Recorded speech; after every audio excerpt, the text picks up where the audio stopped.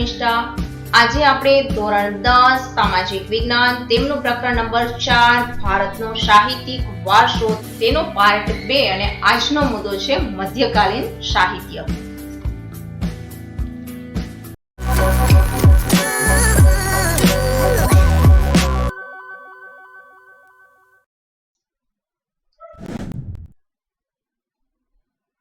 મધ્યકાલીન સાહિત્ય। હવે આ મધ્યકાલીન સાહિત્યમાં પ્રશ્ન છે મધ્યકાલીન સાહિત્યનો પરિચય આપો। તો પ્રાચીન વિદ્યાપીઠ આપેલી છે ને ત્યાં સુધીનો જવાબ લખવાનો છે। તમને એમ થશે કે આટલો મોટો જવાબ લખવાનો, પણ બધાના થોડા થોડા મુદ્દા લખવાના થશે। તો આ 4 ગુણના પ્રશ્ન તરીકે તૈયારી કરવાની છે। ઉત્તર ભારતમાં મધ્યયુગની શરૂઆતમાં સંસ્કૃત સાહિત્યની ભાષા બની રહી, એટલે કે મધ્યયુગની જ્યારે શરૂઆત હતી ત્યારે સાહિત્યની મુખ્ય ભાષા હતી સંસ્કૃત।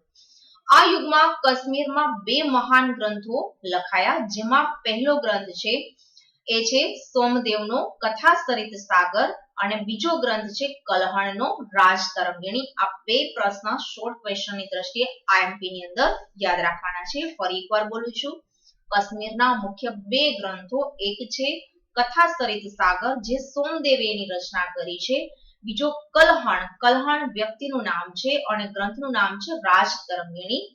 હવે આ રાજતરંગિણી છે એ કાશ્મીરના ઇતિહાસને આલેખતો અત્યંત મહત્વપૂર્ણ ગ્રંથ છે। એટલે કે કાશ્મીરના ઇતિહાસનો આલેખતો ગ્રંથ કયો છે તો તમારે યાદ રાખવાનું છે રાજતરંગિણી। રાજતરંગિણી વાળો પ્રશ્ન વધુ મોસ્ટ આઈએમપી છે। કોણે એની રચના કરી છે તો કલહણે, જોડકા સ્વરૂપે પણ પૂછાઈ શકે। સાચા અર્થમાં તે ભારતનો સર્વપ્રથમ ઐતિહાસિક ગ્રંથ છે। તો 1 માર્કનો પ્રશ્ન એ પણ થાય કે ભારતનો સર્વપ્રથમ ઐતિહાસિક ગ્રંથ કયો, તો તમારે યાદ રાખવાનું છે રાજતરંગિણી। આ સમયની બીજી મહત્વની રચના જયદેવનું ગીત ગોવિંદ છે। જયદેવે કયા ગ્રંથની રચના કરેલી છે તો કે ગીત ગોવિંદ નામના ગ્રંથની રચના કરી છે, જેની ગણના સંસ્કૃતના સુંદરમાં સુંદર કાવ્ય ગ્રંથમાં થાય છે। આ સમયે અપભ્રંશ થયેલી ભાષામાંથી આધુનિક ભારતીય ભાષાઓનો પણ વિકાસ શરૂ થયો। તેમાં કવિ ચંદબદરાય રચિત પૃથ્વીરાજ રાસો હિન્દી સાહિત્યનો પ્રારંભિક ગ્રંથ છે। પૃથ્વીરાજ રાસો નામના ગ્રંથની રચના કોણે કરેલી છે તો 1 માર્કનો પ્રશ્ન યાદ રાખવાનો છે ચંદબદરાય, અને એ હિન્દી સાહિત્યનો શરૂઆતનો ગ્રંથ છે। તો 1 માર્કનો શોર્ટ આઈએમપી પ્રશ્ન તરીકે યાદ રાખવાનો છે। સોમદેવનો પણ યાદ રાખવાનો, કલહણનો વધુ આઈએમપી છે, જયદેવનું ગીત ગોવિંદ પણ યાદ રાખશો, અને ચંદબદરાય શબ્દ કે તો તમારે યાદ રાખવાનું છે પૃથ્વીરાજ રાસો। પૃથ્વીરાજ ચૌહાણના વીરતાપૂર્ણ કાર્યોનું વર્ણન કરતા આ ગ્રંથની રચનાથી હિન્દી સાહિત્ય જગતમાં વીરગાથા યુગનો પ્રારંભ થયો। એટલે કે આ જે પૃથ્વીરાજ રાસો ગ્રંથ છે એમાં પૃથ્વીરાજ ચૌહાણે પોતાના સમયમાં જે વીરતાપૂર્વક કાર્યો કરેલા છે એમનું વર્ણન કરેલું છે। આ સમયે દક્ષિણ ભારતમાં સંસ્કૃત સાહિત્યની મોટા પ્રમાણમાં રચના થઈ, તેમાં શંકરાચાર્યનું ભાષ્ય પણ મુખ્ય છે। તો ભાષ્યની રચના કોણે કરેલી છે તો યાદ રાખવાનું છે શંકરાચાર્યએ સંસ્કૃત ભાષાની અંદર ભાષ્યની રચના કરેલી છે। ત્યાર પછી પ્રશ્ન તરીકે યાદ રાખશું આપણે મધ્યકાલીન યુગના તમિલ સાહિત્યનો પરિચય આપો। 2 ગુણનો પ્રશ્ન। આપણું મધ્યયુગનું સાહિત્યનો પરિચય વાળો પ્રશ્ન કન્ટિન્યુ ચાલુ છે, પણ એની અંદરથી નીકળતો પ્રશ્ન છે આ કે મધ્યયુગમાં તમિલ સાહિત્યનો પરિચય આપો। આગળના વિડીયોમાં આપણે જોઈ ગયા કે પ્રાચીન યુગનું તમિલ સાહિત્ય વિશે લખો। આ સમયમાં તમિલ સાહિત્યનો સવિશેષ કહી શકાય એવો વિકાસ થયેલો છે। તેમાં થોડા સમય સુધી કન્નડ સાહિત્ય પર જૈન ધર્મની ગાઢ અસર પડતા કવિ પંપાએ જૈન તીર્થંકરોના જીવન પર આધારિત વાત કરીએ તો આદિ પુરાણ નામની રચના કરી। તો 1 માર્કનો પ્રશ્ન યાદ રાખવાનો છે પંપા નામનો વ્યક્તિ છે એને કયા ગ્રંથની રચના કરી તો આદિ પુરાણ, અને એની અંદર જૈન તીર્થંકરોનું જે જીવન ચરિત્ર છે, જીવન કથા છે, એના ઉપર આધારિત આ ગ્રંથની રચના થયેલી છે। કવિ પોન્નાએ 16મા જૈન તીર્થંકર શાંતિનાથ ના જીવન પર આધારિત શાંતિ પુરાણ નામના ગ્રંથની રચના કરી છે। પોન્નાએ કયા ગ્રંથની રચના કરી તો શાંતિ પુરાણ। આ ઉપરાંત કવિ રન્નાએ અજિતનાથ પુરાણ નામની કૃતિની રચના કરેલી છે। તો રન્ના છે એને યાદ રાખવાનું છે, એનો ગ્રંથ છે અજિતનાથ। આ યુગના કવિઓ એટલે કે મધ્યયુગના તમિલ સાહિત્યના કવિ તરીકે કન્નડ સાહિત્યની ત્રિપુટી તરીકે ઓળખાતા કવિ. મોસ્ટ આઈએમપી શોર્ટ ક્વેશ્ચન યાદ રાખવાનો છે, લાઇનિંગ બી કરવાની છે. પંપા, પોન્ના અને રન્ના એ કન્નડ સાહિત્યની ત્રિપુટી તરીકે ઓળખાય છે. કવિ કંવલે તમિલ ભાષામાં રામાયણની રચના કરી. તો 1 માર્કનો પ્રશ્ન કે કવિ કંવલે તમિલ ભાષાની અંદર કયા ગ્રંથની રચના કરી છે? તો કે રામાયણ, અથવા તો તમિલ ભાષાની અંદર રામાયણની રચના કોણે કરી? તો કંવલે. આ ઉપરાંત તમિલ ભાષામાં અન્ય પ્રસિદ્ધ સાહિત્ય પણ રચાયું. બરાબર, મલયાલમ ભાષાની અંદર પણ સાહિત્ય રચવાની શરૂઆત આ મધ્યયુગના સમયમાં થયેલી હતી. અહીંયા એ મુદ્દો પૂર્ણ થાય છે. ત્યાર પછી ભારતીય ભાષાઓનો વિકાસ અને સાહિત્યિક કૃતિઓની રચના દિલ્હી સલ્તનત કાળની અંદર વેગેલી બની. એટલે કે દિલ્હીની અંદર જે રાજગાદી ઉપર સલ્તનત કાલીન સમયનો યુગ ચાલતો હતો, એ સમયના રાજા મહારાજાએ આ જે સાહિત્ય રચવાને સાહિત્યના શોખીન હતા અને એને સાહિત્યકારોને બોલાવી અને પોતે જ પોતાના રાજાશ્રયની અંદર આશ્રય આપી અને સાહિત્ય તૈયાર કરાવતા હતા. એટલે સલ્તનત કાલીન સમયની અંદર આ એટલે કે સાહિત્ય રચવાની જે પ્રક્રિયા છે ખૂબ ઝડપી બની હતી. હિન્દી ભાષાના 2 સ્વરૂપો જોવા મળે. વ્રજ અને ખડી બોલીનો પણ સાહિત્યિક રચનાઓમાં વિનિયોગ થવા લાગ્યો. આ બંને ભાષામાં અનેક ભક્તિ ગીતો રચાયા. વ્રજ એટલે તમને ખબર હશે ગોકુળ મથુરાની અંદર બોલાતી ભાષા, બરાબર. અને આ વ્રજ અને ખડી બોલી ભાષાની અંદર પણ ઘણું બધું સાહિત્ય રચાયું છે અને ઘણા બધા ભક્તિ ગીતો પણ તૈયાર થયા છે. હિન્દી અને ગુજરાતી ભાષા સાથે મળતી આવતી રાજસ્થાની ભાષામાં પણ વીર ગાથાઓ લખાઈ. રાજસ્થાની ભાષામાં આલ્હા, ઉદલ અને બિસરદેવ અને રાસો આ સમયની વિખ્યાત વીર ગાથાઓ છે. આ ઉપરાંત અન્ય આધુનિક ભારતીય ભાષાઓમાં પણ સાહિત્ય રચવાનું શરૂ થયું. મુલ્લા દાઉદ રચિત ચંદ્રાયન અવધી ભાષાનો સૌથી જૂનો ગ્રંથ મનાય છે. આઈએમપી શોર્ટ ક્વેશ્ચનમાં યાદ રાખવાનું છે. ચંદ્રાયનનો ની રચના કોણે કરેલી છે? તો કે મુલ્લા દાઉદે, જે અવધી ભાષાની અંદર તૈયાર થયેલો છે અને આ અવધી ભાષાનો સૌથી જૂનો ગ્રંથ મનાય છે. જો કે પ્રાચીન ગ્રંથો પરના ભાષ્યો હજુ પણ આ સમય સંસ્કૃત ભાષામાં રચાતા હતા. ત્યાર પછી જે શરૂ થાય છે ત્યાંથી પ્રશ્ન શરૂ થાય છે. પ્રશ્ન છે મધ્ય યુગના ફારસી સાહિત્યનું વર્ણન કરો. બરાબર, તો એ 3 ગુણના પ્રશ્ન તરીકે આઈએમપી પ્રશ્નમાં યાદ રાખવાનું છે. ફારસી ભાષા દિલ્હીના સુલતાનોની રાજભાષા હતી. આઈએમપી શોર્ટ ક્વેશ્ચન બોર્ડની અંદર પૂછાઈ ગયેલો પ્રશ્ન છે કે દિલ્હીના સુલતાનોની રાજભાષા કઈ હતી? ફારસી. તેના સાહિત્યની અસર રૂપે અનેક ફારસી શબ્દનો સમાવેશ ભારતીય ભાષાઓમાં થયેલો જોવા મળે છે. આ યુગમાં અનેક ઇતિહાસકારો થયા, જ્યાં જિયાઉદ્દીન બરની નામના વ્યક્તિએ તારીખે ફિરોઝશાહીની રચના કરી. એટલે કે તારીખે ફિરોઝશાહી ગ્રંથની રચના કરી, જેમાં ખલજી અને તુગલક વંશના રાજ્યનું વિસ્તૃત વર્ણન કરવામાં આવેલું છે. તો 1 માર્કનો પ્રશ્ન યાદ રાખવાનો છે. તારીખે ફિરોઝશાહી નામના ગ્રંથની રચના કોણે કરી છે? જિયાઉદ્દીન બર્નીએ. આ ઉપરાંત એને રાજકીય સિદ્ધાંતો ઉપર આધારિત ફતવાએ જહાંદારી નામનો ગ્રંથ પણ લખેલો છે. બરાબર, એ ગ્રંથની રચના પણ કોણે કરી? ફતવાએ જહાંદારી ગ્રંથની રચના, તો પણ યાદ રાખવાનું છે જિયાઉદ્દીન બર્ની. ત્યાર પછી હવે જે મુદ્દો શરૂ થાય છે એ મુદ્દાની અંદર તમારે એક ખાસ યાદ રાખવાનું છે. બને ત્યાં સુધી પૂછાતું નથી, પણ પૂછાય કે અમીર ખુસરોનો પરિચય આપો, તો તમારે હવે જે આગળના મુદ્દા બોલું છું એ ફારસી સાહિત્યના જ છે, પણ સાથે અમીર ખુસરોનો કે તો ખાલી અમીર ખુસરોનો જ પરિચય આપવાનો છે, તો તમારે આગળની વાત લખવાની નથી. અમીર ખુસરો એ આ સમયનો સૌથી મહાન સાહિત્યકાર ગણાય છે. તેઓ એક કવિ, ઇતિહાસકાર, રહસ્યવાદી, સંત અને સંગીતકાર પણ હતા. તો 101 માર્કનો પ્રશ્ન.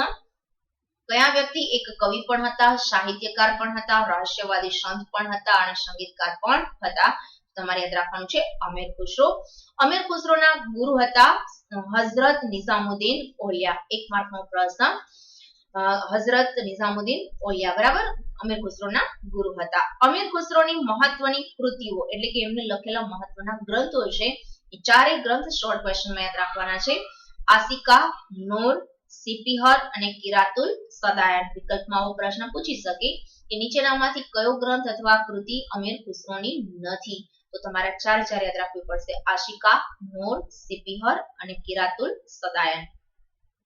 આ ઉપરાંત તેણે અનેક કાવ્ય ગ્રંથોની પણ રચના કરી હતી. તેને પોતાને ભારતીય હોવા ઉપર ગર્વ હતો, તેથી તે ભારતને પૃથ્વી પરનું સ્વર્ગ ગણાવતો હતો. 1 માર્કનો શોર્ટ ક્વેશ્ચન. કે કયો વ્યક્તિ છે કે જે ભારતને પૃથ્વી પરનું સ્વર્ગ ગણાવતા હતા? તો અમીર ખુસરો. તે પોતાના પુસ્તકમાં ભારતનું વાતાવરણ, એની સુંદરતા, એની ઇમારતો, તેના જ્ઞાન વિજ્ઞાનના પુષ્કળ વખાણ કરતા હતા.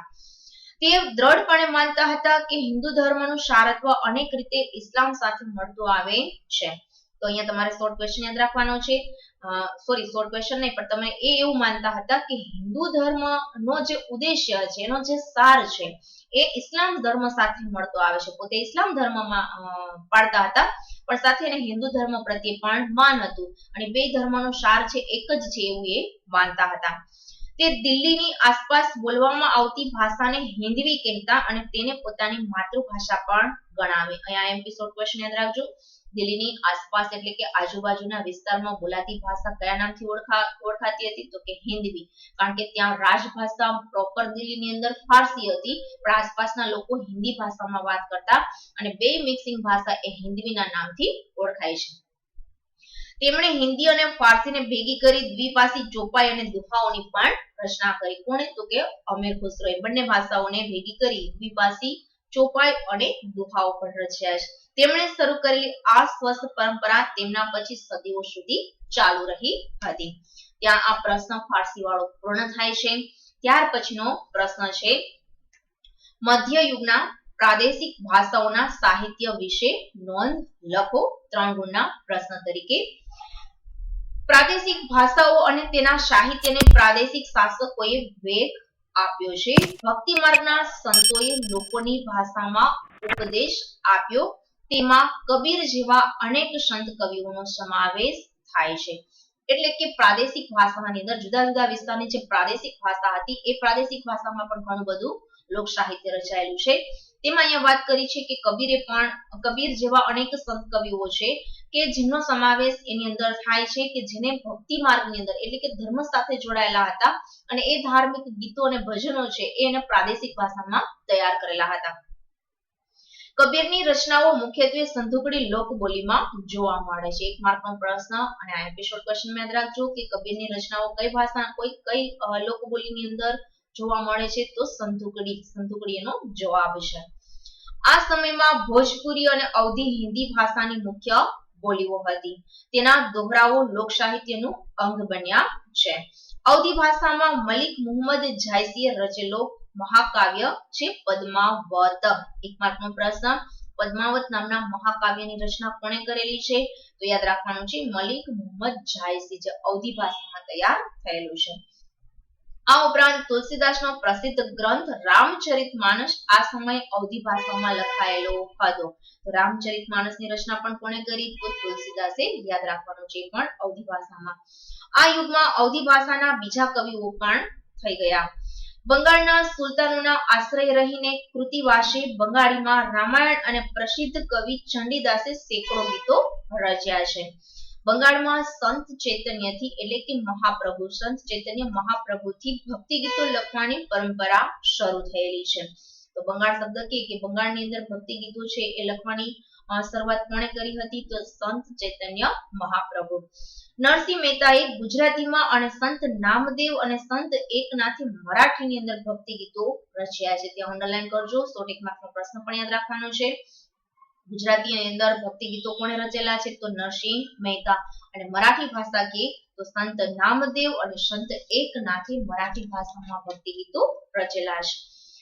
ત્યાર પછી જૈનુલ અબિદીનના આશ્રયે કાશ્મીરમાં મહાભારત અને રાજતરંગિણી જેવા અનેક સંસ્કૃત ગ્રંથોનો ફારસીમાં અનુવાદ થયો હતો.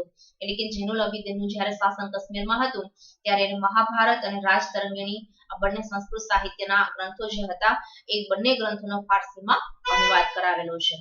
ત્યાર પછી એક નાના પ્રશ્ન તરીકે તમે જોઈ શકો છો, અને 1 માર્કનો એક પ્રશ્ન પણ છે. એમાં વિજયનગરનો કયો સમ્રાટ સાહિત્યનો ઉપાસક હતો? હવે કદાચ આવો પ્રશ્ન ક્યારે પૂછાતો નથી 2 ગુણના પ્રશ્ન તરીકે, પણ 1 માર્કના પ્રશ્ન તરીકે આપણે એમને યાદ રાખીશું.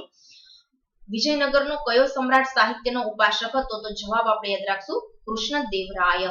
વિજયનગરના સમ્રાટોના શાસનકાળમાં સંસ્કૃતનો વિકાસ ચાલુ રહ્યો હતો. આમ છતાં આ યુગ તેલુગુ સાહિત્યના વિકાસનો પણ એક મહત્વપૂર્ણ કાળ છે. વિજયનગરનો મહાન સમ્રાટ કૃષ્ણદેવરાય સાહિત્યનો ઉપાસક હતો. તે તેલુગુ અને સંસ્કૃત ભાષાનો સારો લેખક પણ હતો. તેમણે અમુક્ત માલ્યદા નામનો ગ્રંથ લખ્યો હતો અને તેણે અનેક કવિઓને રાજ્યાશ્રય પણ આપ્યો હતો. તો કૃષ્ણદેવરાયની કઈ કૃતિ યાદ રાખવાની છે, કયું સાહિત્ય યાદ રાખવાનું છે, તો કે અમુક્ત માલ્યદા. ત્યાં એ મુદ્દો પૂર્ણ થાય છે, પ્રશ્ન પણ પૂર્ણ થાય છે. આગળ છે મુઘલ કાલીન સાહિત્ય વાળો પ્રશ્ન. તો પ્રશ્ન છે, પ્રશ્નના બે સ્વરૂપી બોલું છું. મધ્યયુગના મુઘલ કાલીન સાહિત્યનો પરિચય આપો, અથવા તો કયા મુઘલ સમ્રાટો સાહિત્યકારો હતા, તેમણે કઈ કઈ કૃતિઓની રચના કરી હતી. બરાબર, મુઘલ શાસક કે મુઘલ સમ્રાટનો સાહિત્યકાર કે તો તમારે આ મુદ્દો યાદ રાખવાનો છે. 4 ગુણના પ્રશ્ન તરીકે છે, પણ 3 ગુણની અંદર પણ પૂછાઈ શકે. મધ્યયુગની વાત કરીએ તો મધ્યયુગના જે બાદશાહો હતા, તેમના શાહી પરિવારો હતા, બરાબર, એ બધા તુર્કી ભાષાના સારા લેખકો હતા. મુઘલ શાસન દરમિયાન વાસ્તુકલા અને અન્ય કલાઓની સાથે સાહિત્યનો પણ વિકાસ થયો હતો. પ્રથમ મુઘલ બાદશાહ બાબરે તુર્કી ભાષામાં તુઝુકે બાબરી નામે આત્મકથા લખી છે. 1 માર્કનો પ્રશ્ન. બાબર સૌથી પહેલો મુઘલ શાસક છે, એ છે બાબર. અને બાબરે કઈ ભાષાની અંદર, તો કે તુર્કી ભાષાની અંદર કયા ગ્રંથની રચના કરી હતી, તો કે તુઝુકે બાબરી. અને એને ફારસીમાં જ્યારે ભાષાંતર કર્યું ત્યારે ગ્રંથનું નામ હતું બાબર નામા.